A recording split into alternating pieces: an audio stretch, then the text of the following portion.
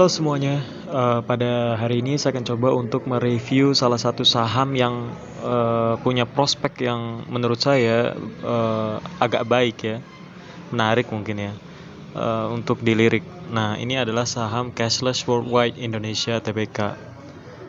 Perusahaan perusahaan penyedia layanan pembayaran berbasis IT ini oke lah ya buat kedepannya di zaman digitalisasi seperti ini ya, apalagi di pandemi COVID. Tapi apakah saham perusahaan ini itu layak dan murah untuk diakumulasi? Mari kita lihat, check this out. Sekarang kita mau lihat profilnya dulu ya. Cash itu adalah perusahaan di sektor teknologi. Suksesnya adalah software and IT services. Perusahaan ini listing di Bursa Efek baru pada tahun 2020 dengan harga IPO-nya 350 perak. Nah, kalau kita lihat susunan pemegang saham perusahaan ini, masyarakatnya hanya sudah mencapai 41% ya. Nah, itu artinya agak gede juga persentase kepemilikan dari saham masyarakatnya ini. Dengan Teddy Setiawan sebagai pemegang saham pengendali yang memiliki 15,9%. Oke, mari kita lihat fluktuasi harga sahamnya sejak tahun 2020 ya. Memang pada tahun sejak dia IPO, perusahaan ini sudah mencapai 635 perak. Nah,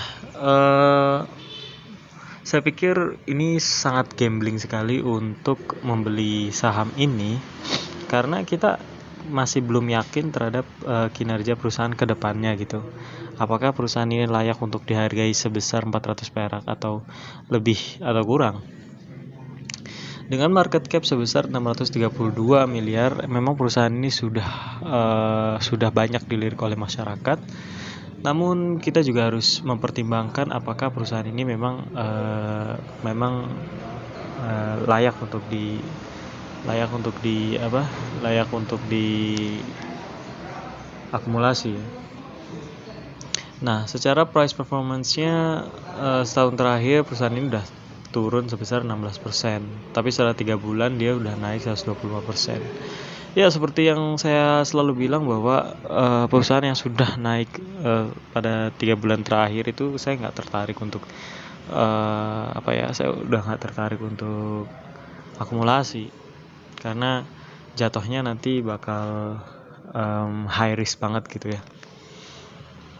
Nah, apa yang menarik adalah transaksi jual beli saham ini sudah melibatkan foreign buy dengan domestic buy sebesar 42% dan foreign buy 7%. Ini top net buyersnya adalah DH, yang kedua XC. Top net sellersnya ada BQ, yang kedua adalah BR. Nah, kalau kita lihat secara finansialsnya, laporan keuangannya, memang perusahaan ini di tahun 2020 dan tahun 2021 akhir ini masih stabil di ekuitas 99 miliar. Nah, ini dia nih yang kita lihat bahwa hingga kuartal ketiga Cashless Worldwide catatan kinerja positif. Di tengah volatility, uncertainty ya seperti ini. Kita tahu bahwa susah untuk mengelola perusahaan agar tetap stabil karena terhambat dengan pengaturan dari pemerintah ya.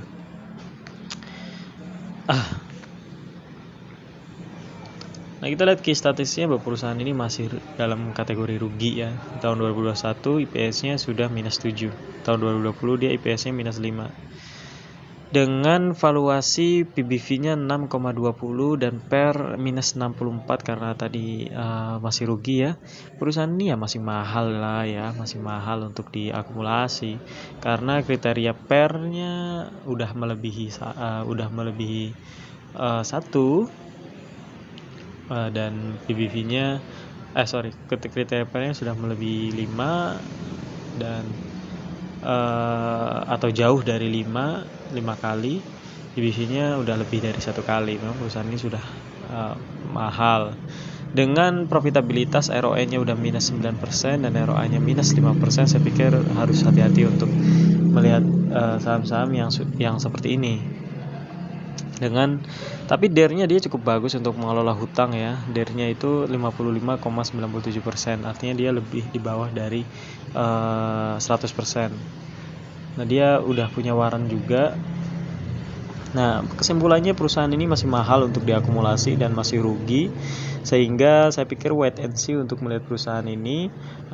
Harus dipikir-pikir lagi untuk mengetahui apakah kita layak untuk membeli perusahaan ini ya. Tapi secara prospeknya oke lah ya. Tapi kita juga masih lihat bahwa perbankan juga sudah bisa melakukan pembayaran. Jadi ada saingan untuk perusahaan di sektor ini. Oke, that's all. Thanks for watching. Bye.